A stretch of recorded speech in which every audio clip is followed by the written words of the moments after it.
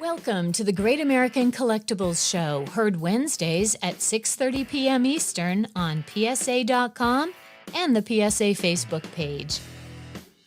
The Great American Collectibles Show is brought to you by PSA and the National Sports Collectors Convention.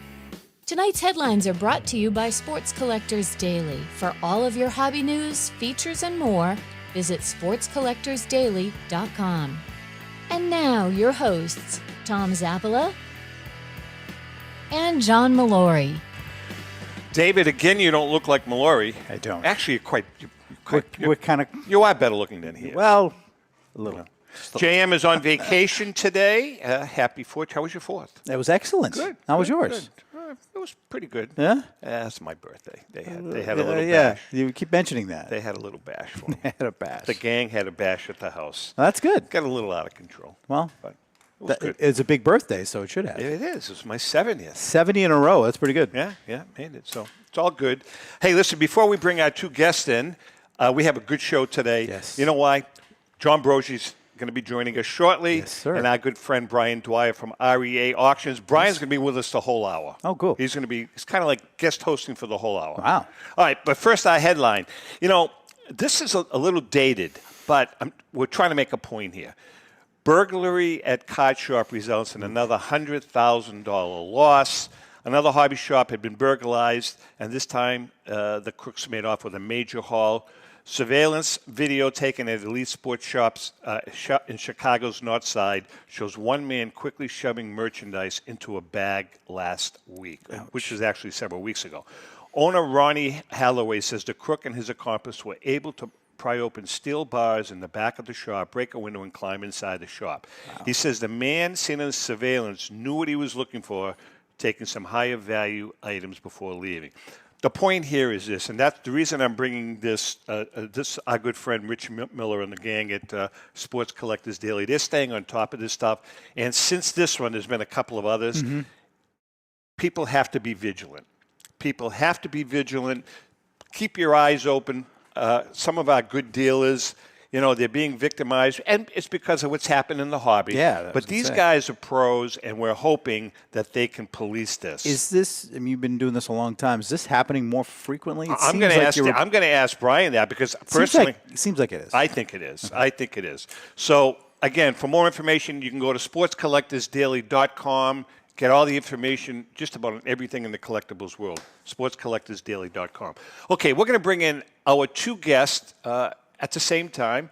Our good friend John Broggi, the Executive Director of the National Sports Collectors Convention, and our other good friend Brian Dwyer from REA Auctions. Gentlemen, how are you? Good morning. You only have two good friends? Is that it? That's it. Well, That's David and I get along pretty well. We're okay. Can't afford anymore. Yeah. All right, Brian, I'm going to ask you this question first. I know you don't have a store, a card shop, but David asked a question. Is this happening more and more, in your opinion? I feel like we're hearing about it more and more. And, 3-4 years ago, we were talking about the dearth of the brick and mortar shops. But I feel like over the last 2 years, we've seen some more open up. And unfortunately, the thieves have taken notice, and they're breaking in, and they're plucking out these new boxes that are carrying these big dollar modern cards. And so unfortunately, I think that the notoriety of the hobby and the rising values have caught the attention of the good guys and the bad guys, and we're seeing more of it. John, what about, again, John, with the National coming up, I mean, I wanted to talk to you about that. You know, we've seen, and we all know, I mean, things have happened at the National in past years.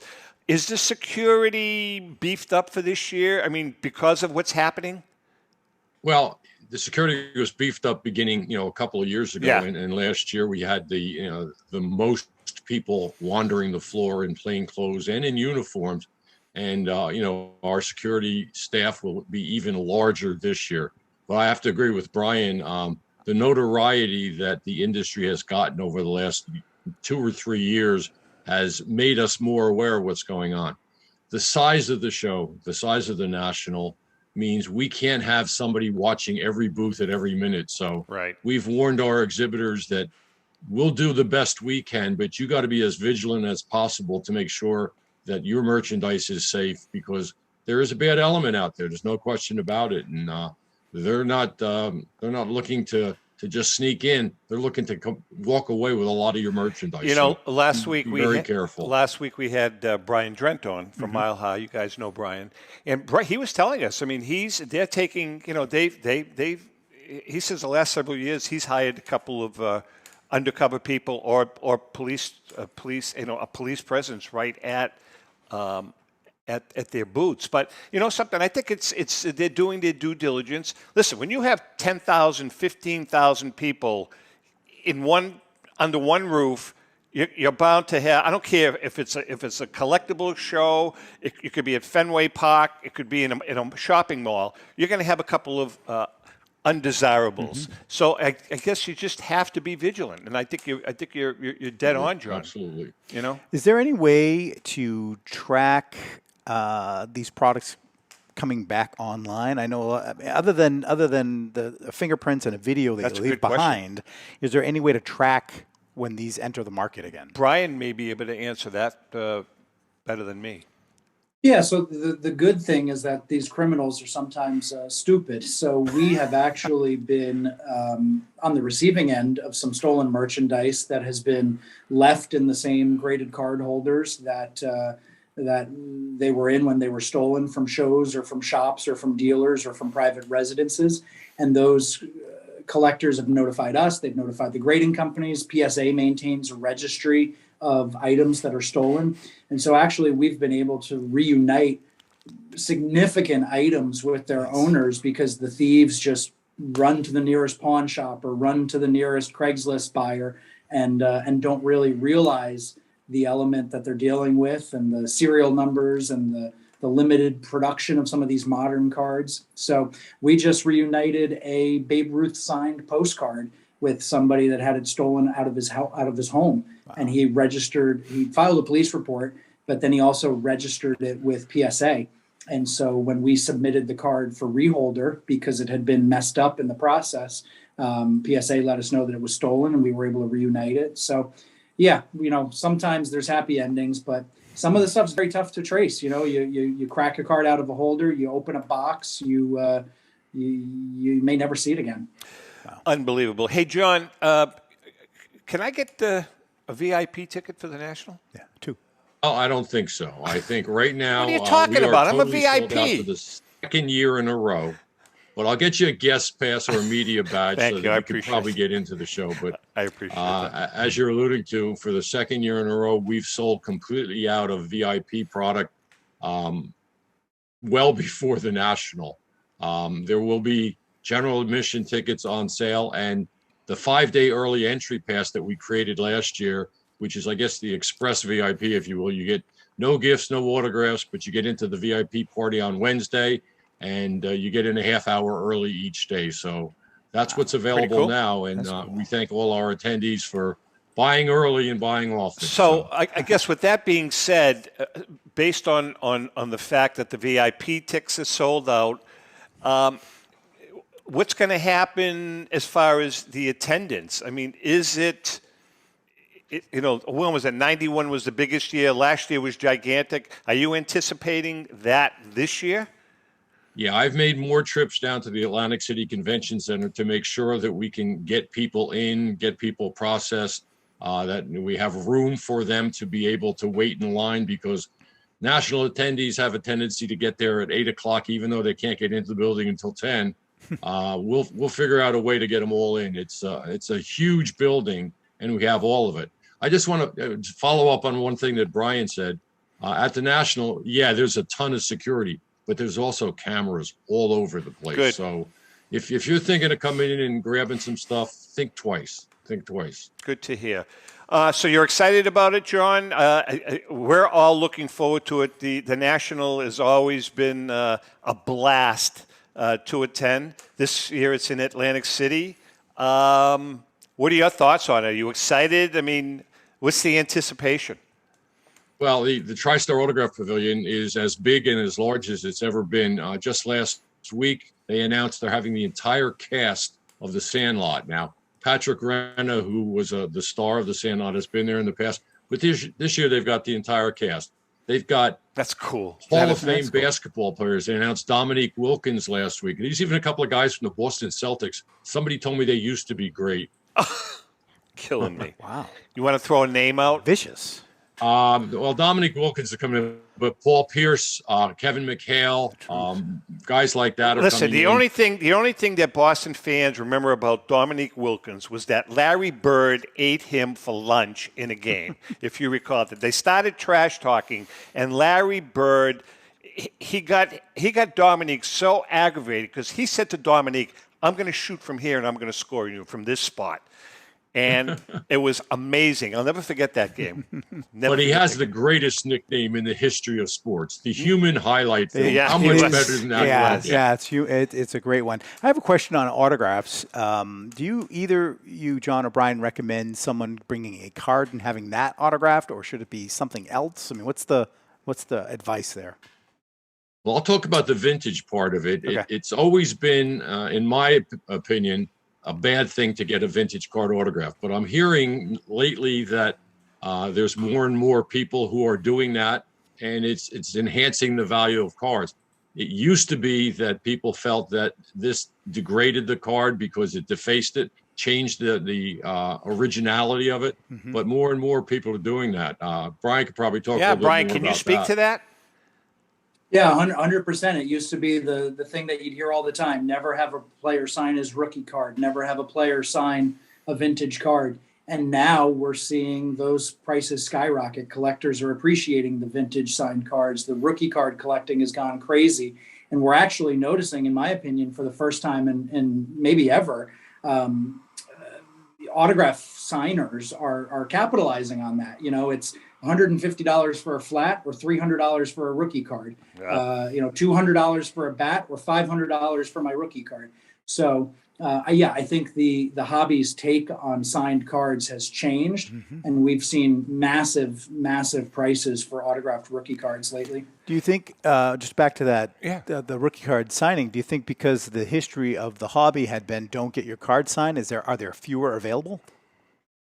I think that's part of it. I think that, for a long time, that was the hobby's attitude. And I think that also there's just more interest as, the hobby expands. We've been talking about this for years. There's a lot of people coming in for the first time, and rookie cards are a very natural area for them to gravitate to. Sure. So, you get Nolan Ryan to sign his rookie card. Hank Aaron rookie cards have gone up tenfold probably in value. The supply-demand equation is certainly part of it. All right, John, we look forward to seeing you in several weeks. It's going to be a blast. And, John, don't forget, we have you penciled in to come on the show with us. We're going to be broadcasting, I believe, on Friday from 1 to 3. That's it. I'll be there. Yeah, so we're going to get you right out of the gate. You're going to you're going to be like the Pope. You're kind of going to bless the audience as the whole thing starts. Fair enough? Thanks, guys. All right, John, we love you. Take care. Take care, John. John Broggi. Let's talk about the summer catalog auction first, Brian. Tell us about what's going on. Are there going to be any surprises at the National? Yeah, we actually have a very big national plan for us. It's a home show right down the Jersey Turnpike in AC for us this year, so we're excited about that. This will be our first year as a corporate sponsor, so that'll be exciting. We've got a big booth planned. Over 3,400 lots in the summer catalog. So we'll have a lot of stuff for people to check out.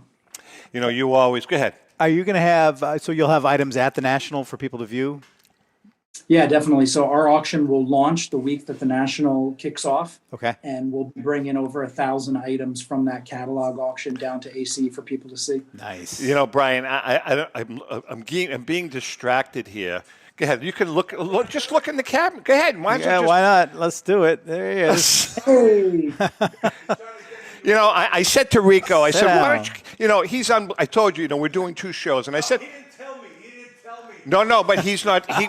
He's not scheduled to do the first show. He's doing the next one. So he's doing the next show, but he came early. So why don't you come up and join us? He says, no, I want to smoke my cigar. So he's enjoying his cigar. So sit down and relax, and we'll go in the green room. They can't hear you. He can't hear you, thank God. Oh, God. Just a piece of work. Listen, I want to talk about the modern market, Brian. We asked Brian Dwyer this last week. Is the modern market softening a little bit, in your opinion?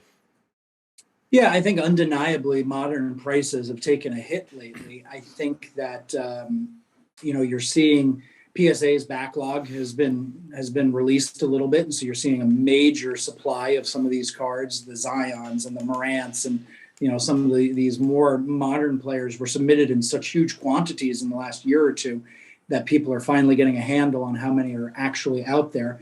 But then on the other hand, you have some of these truly rare modern cards that maybe they'll hold their value a little bit better than some of the base cards. But yeah, the last couple of weeks have definitely not been kind to the modern market. Right on. Does that, when there's a slight dip in one of these markets, does the other market pick up, or is that not equivalent? I mean, I don't know that there's always a correlation. I think that a lot of times these markets operate independently of each other. You have vintage collectors that really sometimes don't pay any attention to what's going on in the modern world, and vice versa. So the price of a Zion base rookie doesn't really mean anything to a guy that's building a Ruth or a Cobb collection or a T206 set. Sometimes if there's a major world events, you see downturns in both markets. But my experience is that modern does not affect vintage and vice versa. Okay. That's interesting. That's interesting the way you're presenting that, Brian. But is it my imagination, though, or with the modern market softening a little bit? And let's be honest. I mean, I think most of the investors in the modern market were a younger demographic. Mm-hmm. Are they gravitating at all towards vintage? Are they expand? I asked this question to Brian last week. Are they expanding their interest into the vintage market? I think some people are. So, I mean, if you look at the quote unquote investor class that's come into this market, at the end of the day, all they're interested in is return on their investment. So you have a certain portion of this collecting base that, if they can make 20% in vintage, they'll pivot. If they can make 50% in vintage, they'll pivot. So you have some people that are in the modern space because that's what they like and that's what they enjoy. But then you have some people that are in it just for the ROI and they're going wherever they can make the money.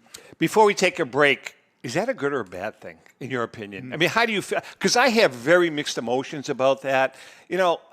Listen, I started collecting over 30 years ago because I love collecting.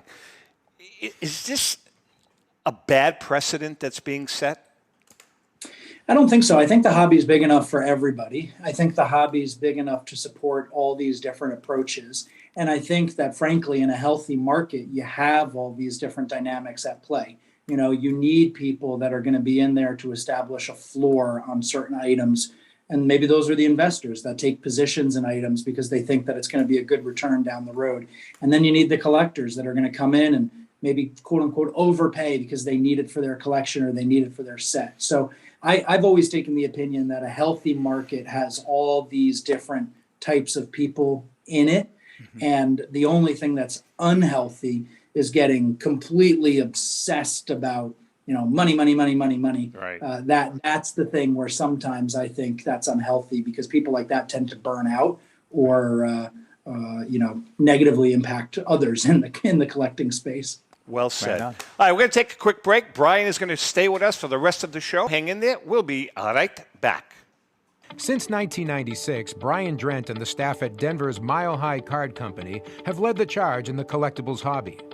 Mile High is a full-service dealer specializing in buying and selling cards and offers a competitive consignment program for all collectors. Whether it be their computerized want list service, appraisals, or auction services, Mile High has it all. If you've been searching for a company with a selection of high-grade vintage 1888 to 1970 baseball cards and memorabilia that shares your passion, aim high, Mile High. Go to milehighcardco.com or call 303-840-2784 for more information. For more than 30 years, Robert Edward Auctions has been the industry leader when it comes to helping you realize the most money for your baseball cards and sports memorabilia. In addition to their unparalleled reputation for honesty and integrity, they reach the largest number of bidders in the business and offer lower sellers' fees, as well as generous cash advances up front on your valuable material. Contact them today at 908-226-9900. That's 908-226-9900 or at robertedwardauction.com. Hi, this is Dan from Memory Lane Auctions, here to remind you that the renowned Memory Lane Collectibles Company has served as a beacon of light to the collecting community for the past several decades. Indeed, folks, it has been our utmost privilege and pleasure to provide the most enthusiastic collectors with an abundance of the finest sports cards and memorabilia for America's most coveted sports personalities via our world-class auctions. Whether you choose either a private sale transaction or the auction route, Memory Lane cordially invites you to reach out to us to maximize the value of your prized possessions.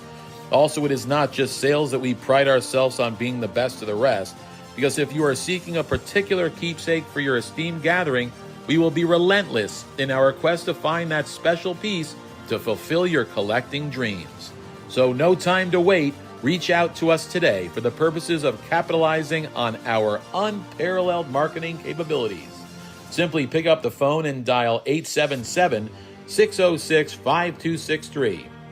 That's 877-606-LANE, or find us on the World Wide Web at www.memorylaneinc.com.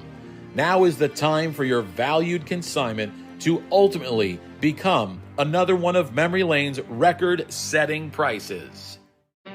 This is Brian Drent, president of Mile High Card Company. Is your sports card and memorabilia collection properly insured?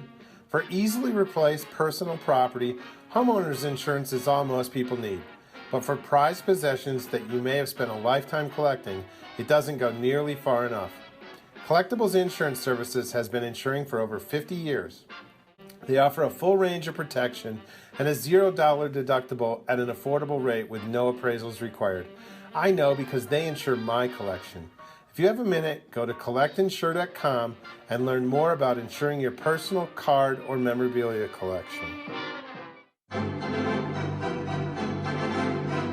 How would you like to own the bat that was used by your favorite player when he hit that towering home run or game-winning base hit? Well, look no further than JT Sports, specializing in the sale and authentication of professional game-used bats. As the official authenticators of professional model game-used bats for PSA DNA, JT Sports will guarantee the authenticity of any bat purchased from them. JT Sports also buys and sells game-worn uniforms, gloves, and baseball equipment.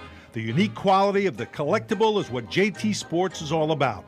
Give them a call at 609-487-8003 or check them out at GameUseBats.com.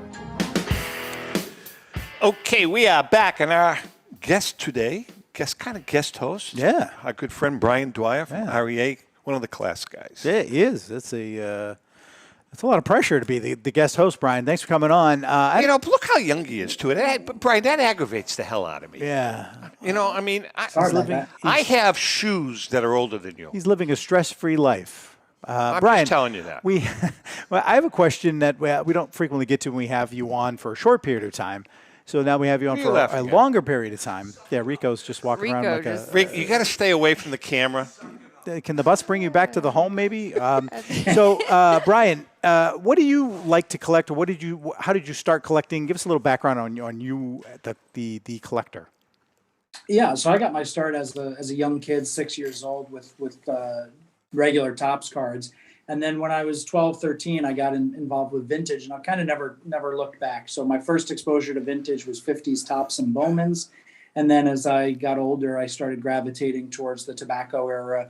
My personal collection ranges from Allen and Ginter from the 19th century all the way through the 50s. My prize is I've got a 52 Mantle that I always wanted, and I got it now probably 7 years ago, and I just love it. I've owned several other ones, but I've always kept my first one. Hold on. Can I ask what the grade is? So the grade of the one I kept is a 1. And I just loved it. That's something. I really respect you for that, because I have a Jackie Robinson rookie card, and I had an opportunity to buy a 3 or a 4, but the one I kept is a 1 also. I love the card. Huh. Yeah, I love this card. I've owned a 3, a 3.5, and a 6, and I've sold them all. And I just kept the 1. Cool. So yeah, I love it.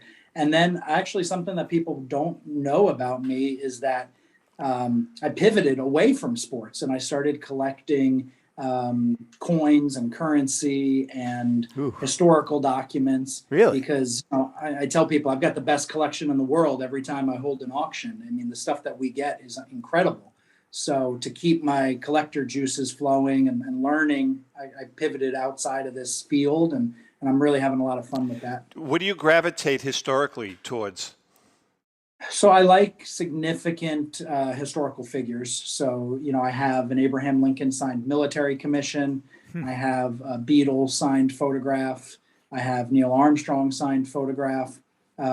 Big names in history that I can show people and they'll appreciate and they'll know who they are. And then in the coins and currency, I kind of just stick to the mainstream, the gold eagles, the silver eagles.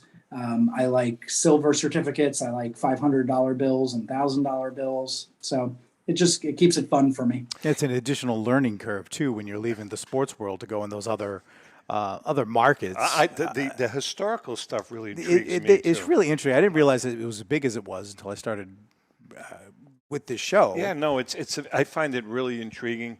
As in another life, Brian, I'm talking way, way, way back. I was a history teacher. Well, when I first got out of college, I taught school for about 6 or 7 years, and I just love it. I still love it. I find it. History's great. I love history too. Plus where we live, we live in a very, very historic area of absolutely. Massachusetts. So it's kind of. Ellen and I are always poking around. We've got within a 5-minute bike ride of our home, we have 2 cemeteries that we just poke around in. I mean, we find graves from the 1600s. Yeah, our cemeteries are old here. Yeah, really cool No question. stuff. Brian, is there a historical document that you're looking for? Is that a thing, or you just kind of look as they come up?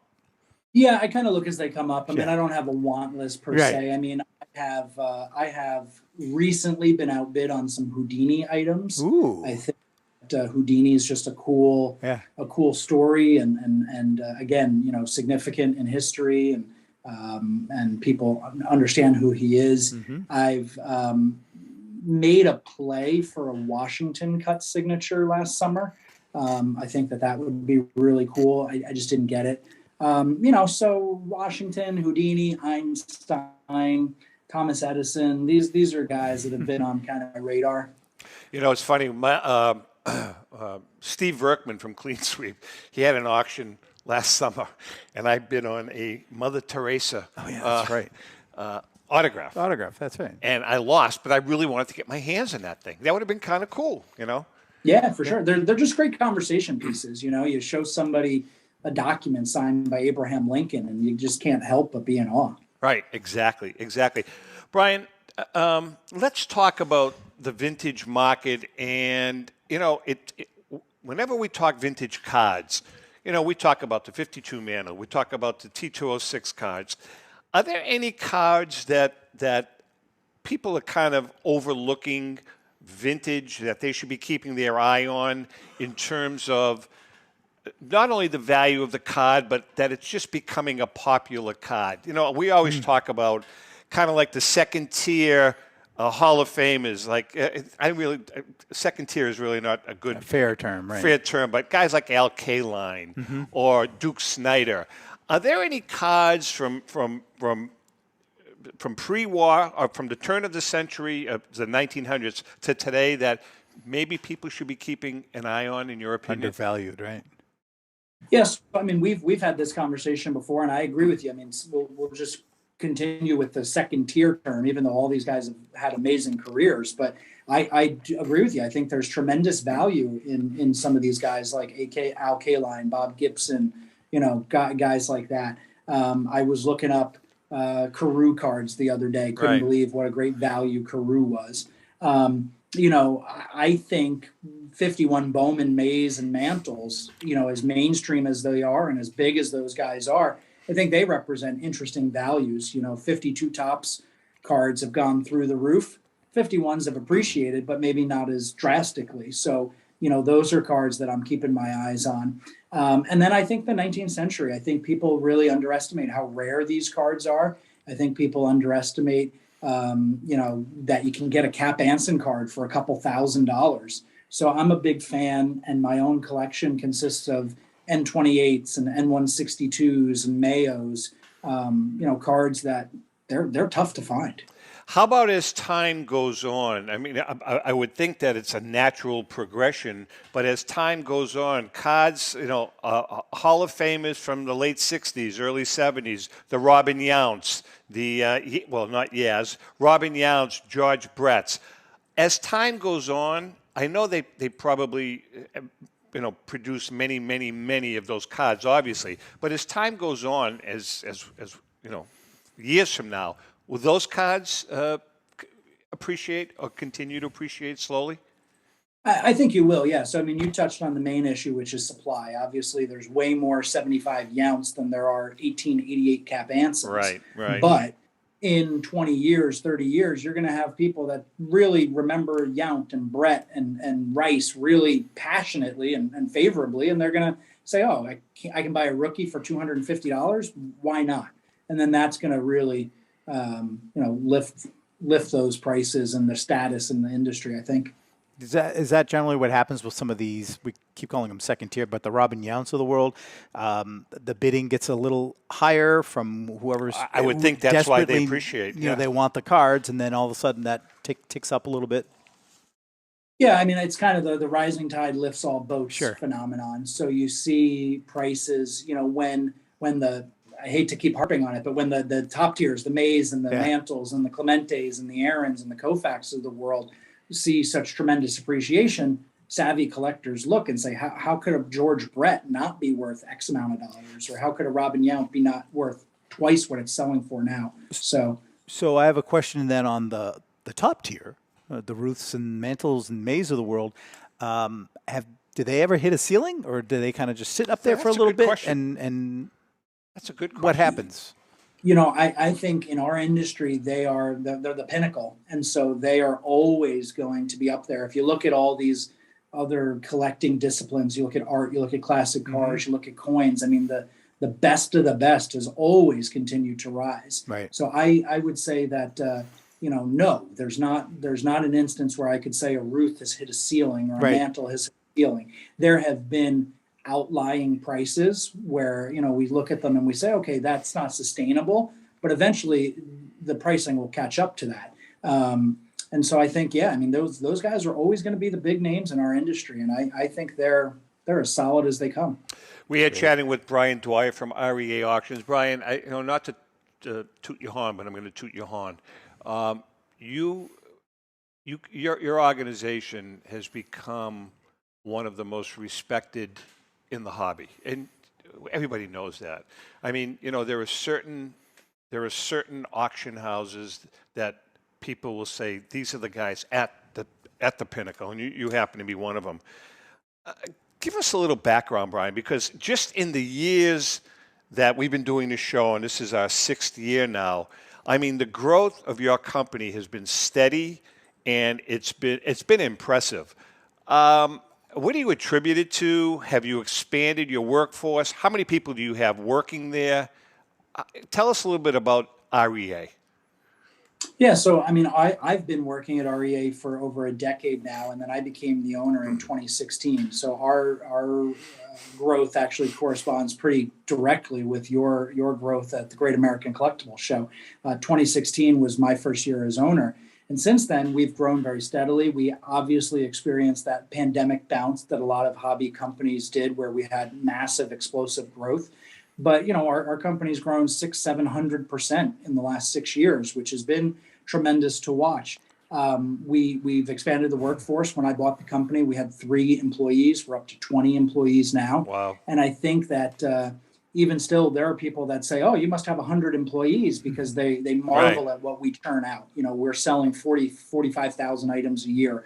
We're selling items for $6 million.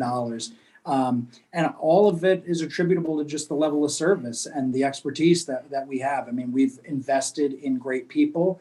We've invested in technology. We've invested in, just kind of doing things the right way. And that all contributes to putting out a good product and people wanting to come back as buyers or sellers, and kind of keeps the numbers moving upwards.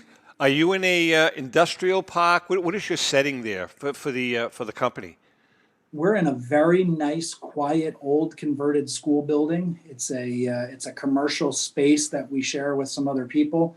We're in the process of moving to a larger facility because we just have so much material, and we've expanded the workforce. But yeah, just little corporate office settings. Our area of New Jersey is very quiet, very quaint, and we love it. And we're just able to do what we do and blend in, and no complaints. The National is coming up, but we just had the June Chantilly show. Were you guys there? We were down in Chantilly. We love Chantilly. We've been doing that show for a number of years. It's a hotbed of collecting in that Washington, D.C. area. Nice. So, yeah, we had a good show. Yeah. Yeah, you got me. Yeah, between the Chantilly show. Do you go to Philly? We do. Yep. Yeah, you go to the Philly show, too. Let's take a break. Okay. We're going to take a break now. When we come back, we've got some more stuff to talk about with Brian. Hang in there. We'll be right back. Family-owned and operated online auction, specializing in autographed memorabilia, sports cards, coins, art, and collectibles. Since their founding in 2010, they've grown to 2 facilities in Phoenix, Arizona, totaling over 60,000 square feet. Jared Cavalier and an incredible staff of over 150 team members serve a very large customer base and enjoy every minute of it. By working with leading authentication companies, Pristine ensures all items are 100% authentic. In addition, third-party authenticators regularly travel to Pristine Auction to provide authentication services on site. Pristine Auction strives to operate its business in a way that's honoring to God, their families, and their customers. With a strong focus on speed, quality, and premier customer service, their mission is to be the leading online auction for every level of collector and fan. Pristine also works for Hope Sports and Identity Hoops International, traveling to Mexico to build houses for the less fortunate. Pristine Auction offers several online auction formats with thousands of auctions ending each day. For more information, go to pristineauction.com. That's Pristine Auction, the best in the business. If you're a discerning collector interested in owning the most important pieces in the hobby, look no further than Leland's Auctions. The original sports auction and appraisal house, Leland's was established in 1985 by legendary Pioneer founder Joshua Leland Evans. And today, President Mike Hefner carries on the tradition. From the Tom Brady card and memorabilia collection to the famed Boston Garden auction to high-end card auctions from every major sport, Leland's has always maintained the highest standards. Go to Lelands.com and get your bid in. That's Leland's, the hobby's leading sports auction house for 4 decades. It's often been said that championships are won on the practice field, and world records come only to those willing to work harder than everybody else. Heritage Auctions is the world's largest collectibles auctioneer because we believe that becoming the best is only an invitation to the challenge of remaining the best. This requires the skills of the hobby's top experts, capable of identifying and maximizing value for our consigners. It requires the most visited website in the industry, courting a global audience of collectors over 1.5 million strong. It requires a dedicated press department that expands our global reach far beyond the entrenched hobby marketplace. It's hard work, but a simple premise. Present the finest collectibles to the largest population of potential buyers, and world records will come. We invite all listeners to put the unmatched power of Heritage Auctions to work for you. Auction evaluations are always free, and our commission-based fee structure ensures that our interests are always aligned. The highest possible price for your collectibles. There will always be new world records to chase, so let's chase them together. Visit our website at ha.com and request your no-obligation review today. Hi, this is Dan from Memory Lane Auctions, here to remind you that the renowned Memory Lane Collectibles Company has served as a beacon of light to the collecting community for the past several decades. Indeed, folks, it has been our utmost privilege and pleasure to provide the most enthusiastic collectors with an abundance of the finest sports cards and memorabilia for America's most coveted sports personalities via our world-class auctions. Whether you choose either a private sale transaction or the auction route, Memory Lane cordially invites you to reach out to us to maximize the value of your prized possessions. Also, it is not just sales that we pride ourselves on being the best of the rest, because if you are seeking a particular keepsake for your esteemed gathering, we will be relentless in our quest to find that special piece to fulfill your collecting dreams. So no time to wait. Reach out to us today for the purposes of capitalizing on our unparalleled marketing capabilities. Simply pick up the phone and dial 877-606-5263. That's 877-606-LANE, or find us on the World Wide Web at www.memorylaneinc.com. Now is the time for your valued consignment to ultimately become another one of Memory Lane's record-setting prices. With so many fakes out there, it's hard to figure out if the sneakers you want are real. But when you buy eligible sneakers on eBay, you can be confident they're genuine because every pair goes through a meticulous authentication process. Introducing eBay Authenticity Guarantee. First, the sneakers you've purchased are inspected by a team of professional authenticators who carefully examine the shoes, including color, pattern, logos, and materials. Then they're measured and compared to the eBay listing to make sure they match. Even the laces, accessories, and box are checked. Once your sneakers are verified, they receive an authenticity tag, and every tag is NFC enabled so you can see the detailed specs. eBay Authenticity Guarantee. No fakes, no fraud, no doubt. eBay is the place to go for all your memorabilia, sports or non-sports cards, autographs, and much more. Whether it's a gift for that special someone or you want to just add to your own collection, eBay's huge marketplace should be your first stop. And if you sell, now's the time to flip your cards and get some extra cash. Who doesn't need that? I shop on eBay all the time. That's eBay, connecting buyers and sellers globally. You got it. We do. We're talking to Brian Dwyer, REA, Auctions. Thank you so much for coming in and doing the show. You just had an auction end at the end of June. June 19th, I think it ended. How did that go? It went really well. That was one of our monthly encore auctions. We added that to the calendar last year. Nice. And it's been so well received that we're thinking about adding more. So good. Big numbers and a good setup for this summer catalog. Nice. Hey, Brian, you gave a presentation recently in New York City, correct? Why don't you tell us a little bit about that? Because I went online and I kind of caught part of it. Yeah, so I went into New York City back in April, right in towards the end of our spring auction, and brought the T-12-6 Wagner that we were selling with me, and gave a panel talk with Broggi Coins and Collectibles. They put on this great event in New York City called Collectors Night. So they invited a bunch of panelists from the industry and collectors from the New York City and metro area. And they had a great turnout. They actually did it again in June, a couple weeks ago. And it looks like it's going to be a regular event where people get together and talk about the industry. So I was really happy to do it. I had a lot of fun, got to show off the Wagner, and looking forward to doing it more in the future. Is it open to the public? Yeah, totally open to the public. So it's a registration event, and you have to buy a ticket, but it comes with open bar and free food, 3 or 4 hours at a bar and restaurant in New York City. And they've had panelists from all parts of the hobby. They've had auctioneers, they've had authenticators, they've had fractional people, they've had high-profile collectors. So 2 events down, and it's really shaping up to be a nice event. You know, you mentioned the Wagner. Last week we had a few chuckles at your expense and at Brian Drent's with Brian on, as to, you know, we referred to both of you guys as the Wagner boys because you guys just take turns, the two of you, with the Wagner cards. It's amazing how the two of you, I don't even, how many Wagners have you handled in your auctions over the years? Between auctions and private sales, we're knocking on the door of 15. Imagine that.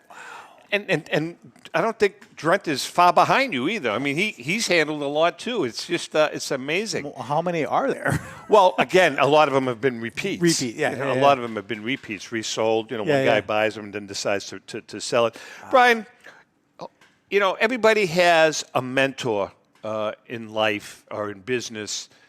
Who's your mentor in the industry? Did you have one? Yeah, so I was actually really lucky to be exposed to a lot of successful, high-profile people in the industry at a young age. So I got my start with some high-profile collectors that introduced me to the concept of grading. Then I got my start professionally at a competing grading company to PSA, but I had some people there that were industry veterans that really took me under their wing. And then lastly, from the auction perspective, Rob Lifson, who founded the company, he's been doing this full time since the 70s. And so he was a great mentor for me to understand the auction business and understand areas of collecting that I had not been exposed to in the past. So yeah, I credit various people along each step of my hobby journey, but most recently, I would say Rob Lifson was a big help to me. Awesome. Brian, in your years of working in the business and the hobby, and just off the top of your head, I don't want to get too complex, but what are some of the more unusual things that you've seen and received and auctioned off? Do you have anything that bubbles up when we say that? So we've had some great items, obviously. I mean, the one that comes to my mind that we didn't sell, but I always think about when people talk about strange items, were I think Sotheby's sold Ty Cobb's dentures. So we don't have anything that you would crazy. Be in on that. Wow. You would be in on that, my friend. I'd buy those. Those are T206 dentures, my friend.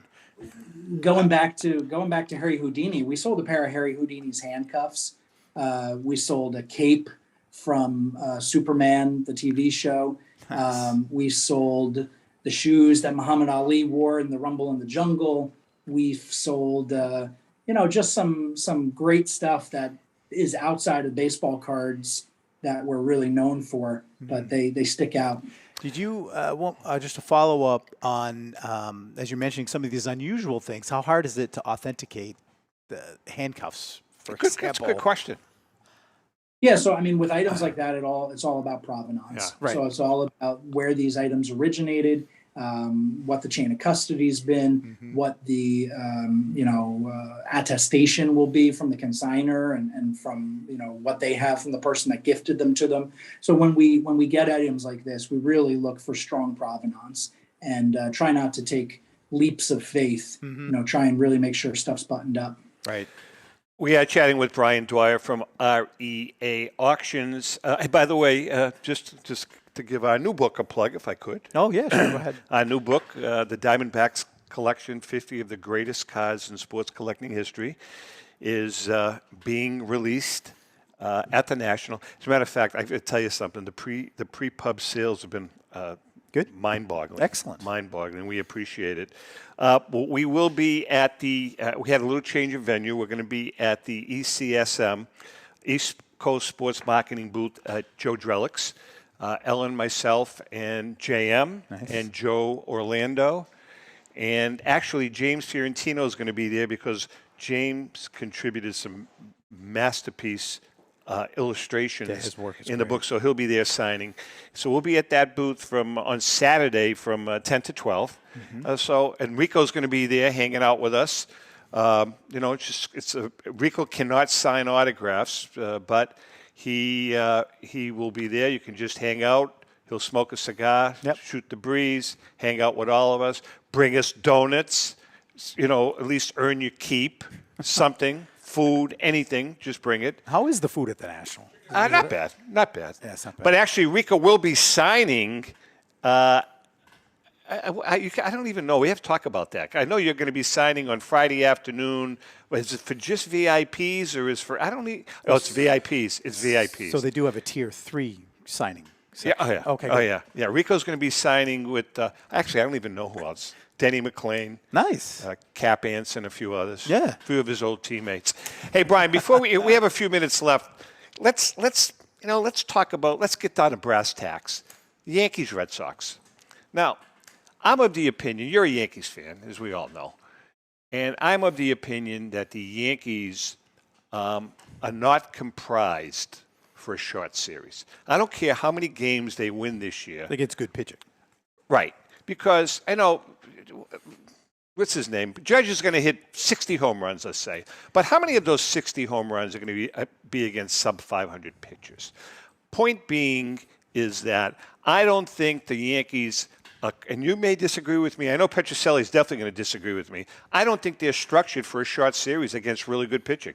What are your thoughts? As opposed to the Red Sox, by the way. No, look, you bring up a valid point. I mean, you crunch the numbers, and Judge is hitting some low hanging fruit. So, it'll be interesting. I mean, look, they've found their stride this year, which has been good to see. But yeah, I mean, it's a long season. We're only halfway through. A lot could happen. So it'll be fun to watch. It's been exciting in this New York metro area this year. Yeah, I mean, with the Mets too, right? Yeah, that's right. Are you a Mets fan? Are you a Mets fan at all? Yeah, I grew up in a Mets household, so I pay attention to all the New York sports. And it's been an exciting year for baseball in New York. So I'm excited. I hope it keeps up, and we'll see what happens. I was at the 86. It was the 86 series. It was Bobby Ojeda was pitching. So I think it was the game before the Buckner game. Oh, okay. I think it was. So I can't quite remember. But it's interesting to see what's going to happen with the Yankees. And I'll tell you what, it is the best division, I think, in baseball. I really do. Mm-hmm. I really think it's the best division. Brian, I wanted to ask you about getting back to the modern card market for a moment. We talk about a card like a Zion Williamson card that has depreciated in value. Are there any cards off the top of your head that seem to have maintained their value and the future looks bright for them? Can you pick a couple off the top of your head? I think a guy like Mike Trout, I think his card values have been stable. I think that people are comfortable with him and his future and his trajectory. I think Patrick Mahomes, people are very bullish on, and I think people are continuing to invest in him steadily. But these modern guys, all they need is God forbid, a torn ACL or a bad season, and everything's changed. So I'm very bullish on vintage. I'm very bullish on Babe Ruth because he's probably not going to do anything tomorrow to hurt his legacy. No, but I think Trout and Mahomes are two examples that immediately come to my mind where guys are liking what they're seeing long term. You mentioned earlier the term fractional buying, which we've talked about extensively on the show. Where do you sit on that fractional buying? I think it's an interesting addition to the market. I mean, I don't participate in it, just for full disclosure. But I know a lot of people that do, and I know a lot of people like the access that it gives them to material that they wouldn't otherwise be able to invest in. Right. I think that the jury's still out as to how can these companies create excitement in trading and make it a long-term proposition rather than just selling into an IPO and get people involved in it long term. But I think as prices increase, fractionalization has a seat at the table because a lot of people can't afford to pay $1 million for a baseball card. They can afford $50 or $100. So, early on, obviously, but I think it's got a place here. Brian, getting back to the modern, we get about 1 minute left. Real quickly, Jaylen Brown, using him as an example, didn't have a great NBA Finals. Is that an example of a player who people kind of speculated on, who all of a sudden now that card is not worth so much? Yeah, I think that's a great example. I think that's a kind of what have you done for me lately? And that's what modern is often. You're only as good as your last game. You're only as good as your last series. So, yeah, a guy like Brown probably down because of what his stat line shows. And that's dangerous. High risk, high reward. Yep. But it's dangerous long term. Brian, thanks so much for joining us today, man. We had a blast with you. You always bring a lot to the table, and we're going to see you at the National. We're going to come by. JM's going to be he's going to have a little camera guy with him, and they're going to do some interviews. So we'll definitely see you. And plus, we're going to get you on stage with us for the show like we did last year. Awesome. Always love doing it. Always love being with you guys. I appreciate you having me on. Okay, Brian, take care. Brian Dwyer from REA Auctions. I guess that's a wrap. Now I have to do another show. Man, you've been complaining all day. Petrocelli's been napping, so he's going to be refreshed. Well, the bus from the nursing home dropped him off early, so they're going to be sleeping with a cigar in his mouth. With that being said, we love you guys, and remember, happy collecting.